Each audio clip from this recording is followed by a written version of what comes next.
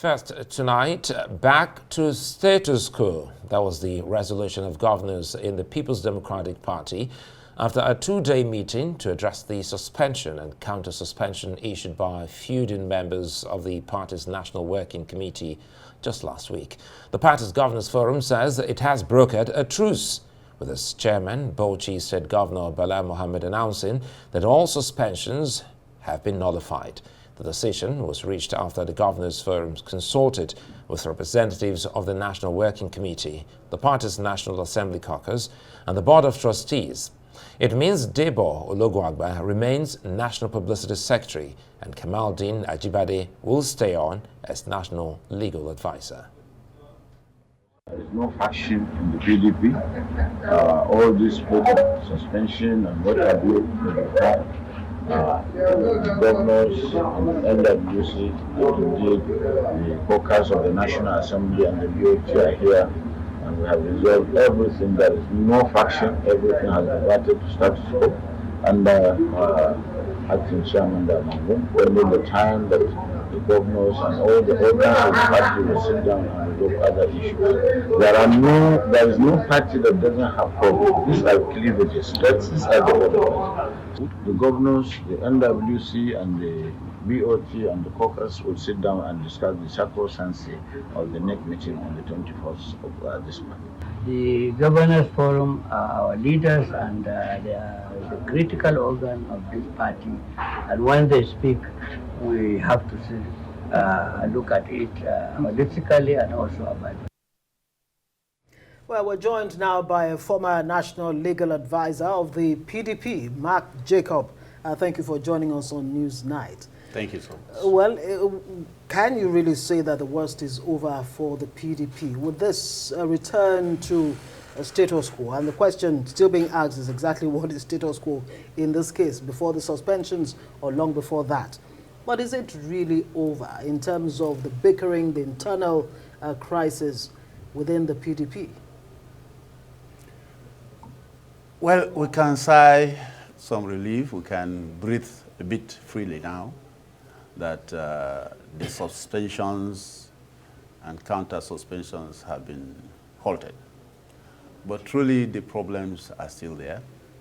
There is no doubt that the troubles that have visited the party in the past 4 or 5 months are still waiting to be taken care of. Very clearly, we must address the issue of whether an acting national chairman should continue to be in office. We must address the critical issues of who is in charge of the PDP. Is it the members of the PDP as enshrined in the constitution of the PDP? Is it the neck of the party, which is the highest decision-making body of the party as contained in the constitution of the party? Is it the Governors Forum, which is a collection of critical stakeholders? Or is it just a handful of people who are maybe the NWC? Because this has been what has characterized the PDP in the past few months, where a handful of people have taken the party captive. And they do whatever they want. And sadly, they rush to court to get backing for those things they are doing. And it's an embarrassment to some of us that have been there before and have remained in the party. It's a shame that the party is being led the way it is being led. And honestly, I wish things were better. You know, listening to you, there are a lot of questions begging for answers. But again, for the purpose of pushing forward to see how we can get to this very end, what are the implications of this, of nullifying the suspensions and counter-suspensions within the internal dynamics of the PDP? First of all, the people who engaged in the suspensions probably didn't advise themselves properly because, again, you cannot sit as NWC members and begin to suspend yourselves. It is as if this thing belongs to you and you deal with it the way you want without reference to anybody. And that is not the way it ought to be. there must be the involvement of NEC, which is the highest decision-making body of the party. When you want to take critical decisions, it is advisable and it is the right thing to do to expand the scope of consultation. Not just keep issues within yourselves. 3, 4 of you gang up against 3 or 4 others, and you want to take decisions that have far-reaching implications on the generality of the members of the party. It's not just unfair, it's completely arrogant and unethical for you to assume the position of being the owner of this thing. The party belongs to different people and different structures, different interest groups. We make up the party.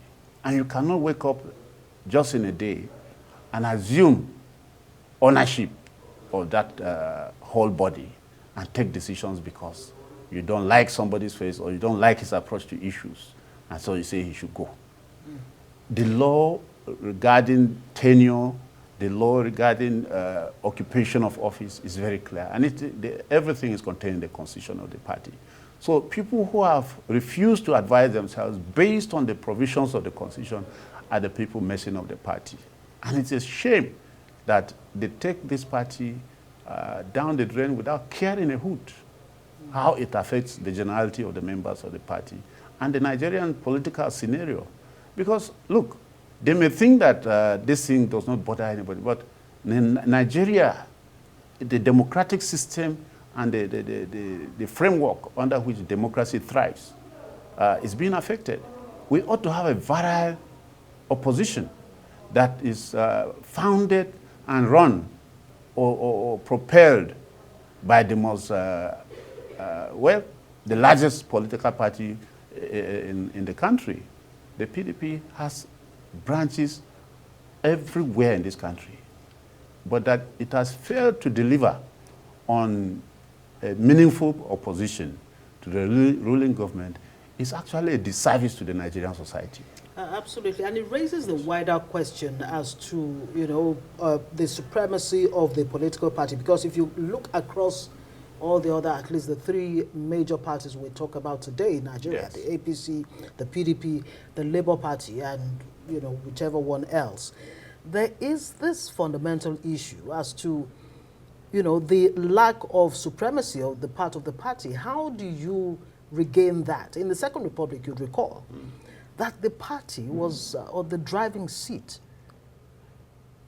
How can we get back this, you know, times when the political party actually decided the direction of things instead of, you know, this situation where the constitution of the party is tossed aside, yeah, and everybody, you know, is just doing whatever they like?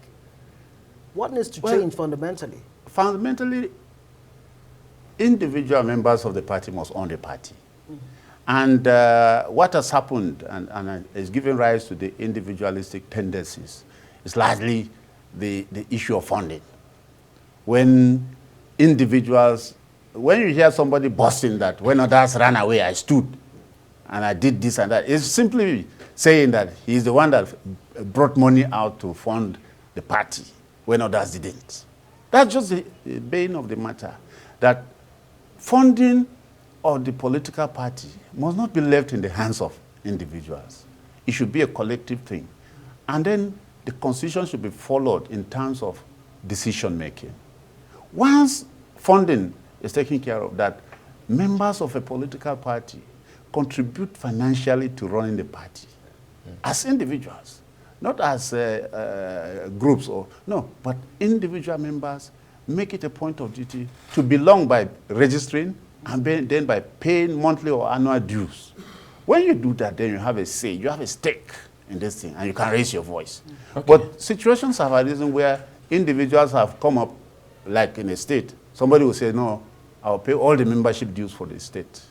Now that you're talking about states, And that is what happens. let's go to a particular state which concerns your party. I will come back to you so that we can talk more on that. And it has to do with Rivers State House of Assembly, led by Martin Amewule.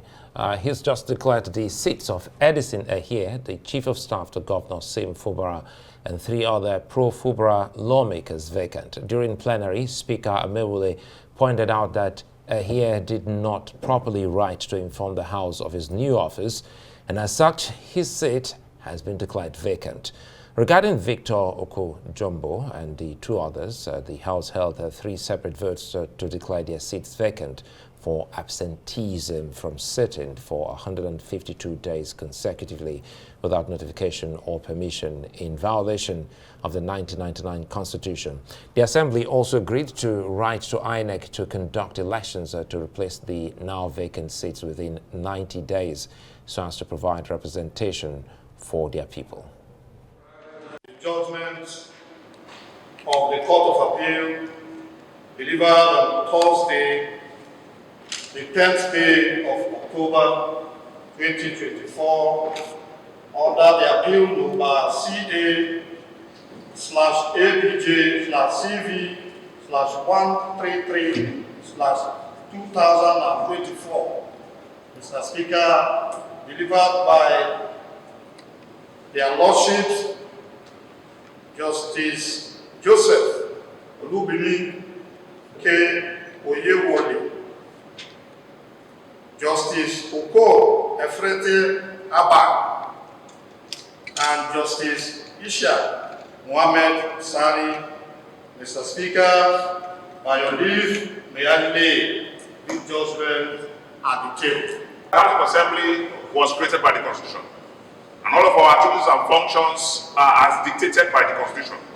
And so, the Constitution has said that if a member is absent for 1/3 of our total sittings, Mr. Speaker, we have no choice but to abide by the spirit and letter of the Constitution the Federal Government of Nigeria 1999 has altered.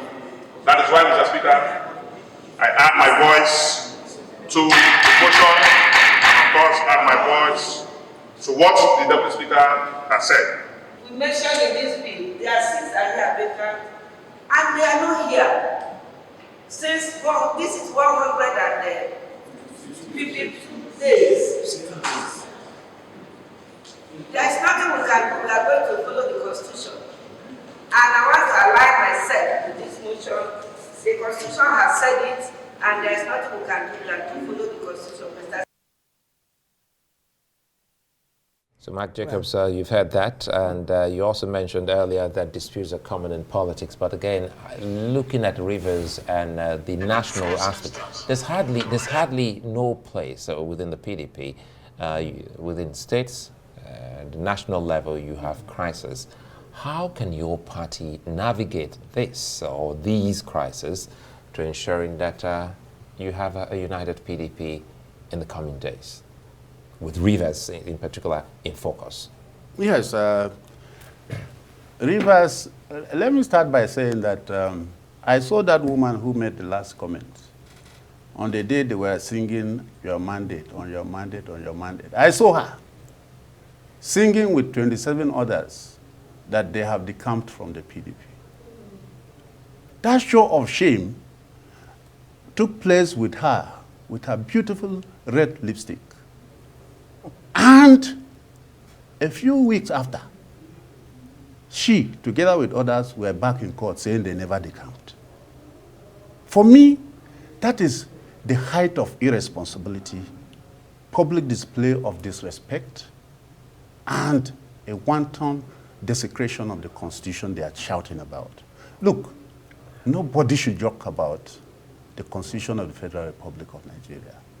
And particularly lawmakers or so-called lawmakers, if you were bold enough to go on air, get AIT, get Arise News, get channels to cover a press conference where you sang with APC flags and proclaimed publicly that you have left the PDP and that you were now APC. It is a disgrace, even to your children, that a few weeks after, you are denying that fact, which has been published to the whole world. And it is an irony that the same characters are today saying that the people who didn't decamp should be sanctioned.